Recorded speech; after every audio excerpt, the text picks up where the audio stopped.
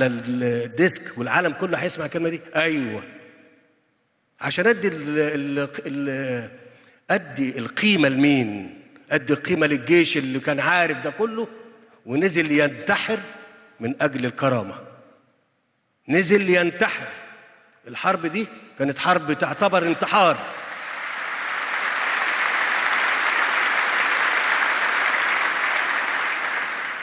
الكلام ده لازم الناس تدرسه وتتعلمه عشان تعرف يعني ايه دولة، والدولة بتقوم ازاي وحساباتها بتتم ازاي. لكن بالطريقة اللي احنا بنتكلم بيها مع بعضنا، شوف انا بتكلم بعد اكتر من 50 سنة ما حدش قال الكلام ده بشكل علني وبشكل علمي للناس في مصر. ان احنا كان اقصى حاجة ممكن نعملها في الوقت ده هم ال20 كيلو دول. ليه؟ قدراتنا كده. وانا قلت في بداية الكلام أنا بكلم الجيش اللي بيسمع وبكلم الرأي العام اللي بيفهم. كناش نقدر نعمل أكتر من كده لأن مقارنة القوات كانت كده، وقدرات الآخر الخصم اللي قدامنا كانت ضخمة جدا جدا. وبالتالي احنا كان قدرتنا على ان احنا نتحصل على سلاح كان محدودة جدا في ظل ظروفه زي ما قلت كده. اوعى تحط الواقع اللي احنا موجودين فيه دلوقتي في مصر والظروف الدولية على أنها كانت ظروف كانت موجودة من 50 سنة أو أكتر. لا، ده كانت دنيا تانية خالص. كانت دنيا تانية خالص. وعشان كده الجيش في مصر والقرار بتاع الحرب والنتائج اللي تحققت عليه هي معجزة بكل المعايير وبكل الحسابات. بكل المعايير وبكل الحسابات إن الجيش المصري رغم كل التحديات اللي احنا بنتكلم عليها دي ورغم شبح الهزيمة والتجربة المريرة بتاعت 67 ياخد القرار ويخش ويقاتل ويصمد ويحقق أكبر هزيمة. وبالمناسبة لا يمكن أبدا كان حد هيديكوا الأرض إلا بعد ما داق ثمن الحرب الحقيقية. ثمن الحرب الحقيقية في الوقت ده كان الخسائر كتير،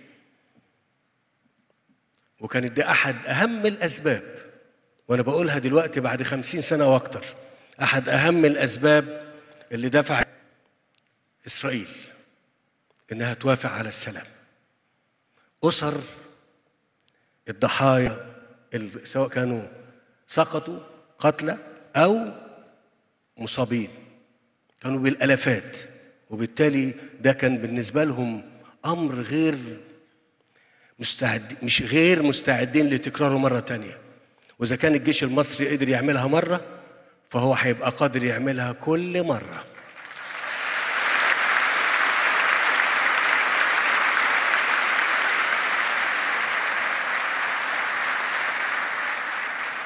يبقى القرار الاستراتيجي ايه؟ القرار الاستراتيجي ان احنا نعمل سلام مع مصر. نعمل سلام مع مصر ونديها أرضها، ويبقى النهاردة الباب ده قفلناه والخسائر دي مش هتتكرر تاني.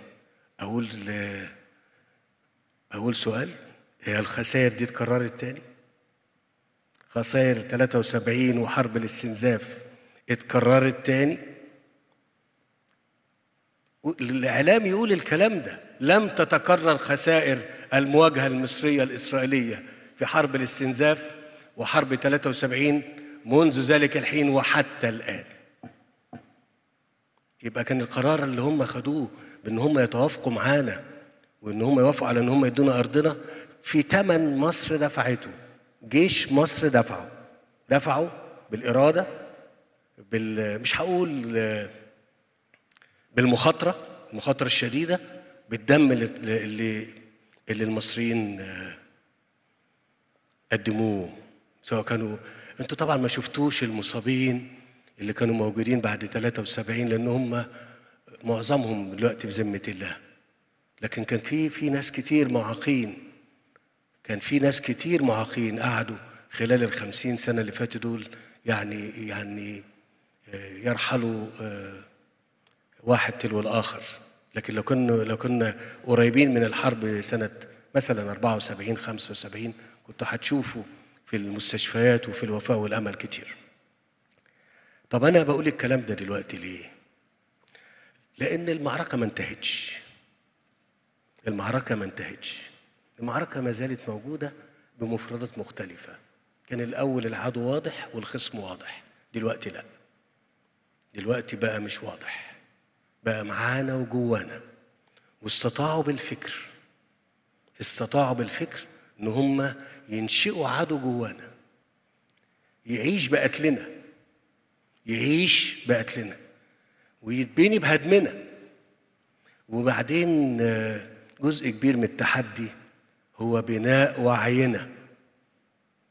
وعينا اللي أنا بعتبره هو العدو الحقيقي، الوعي المنقوص أو الوعي المزيف اللي كتير بيحتاج مننا، مش بس على مستوى النخب أو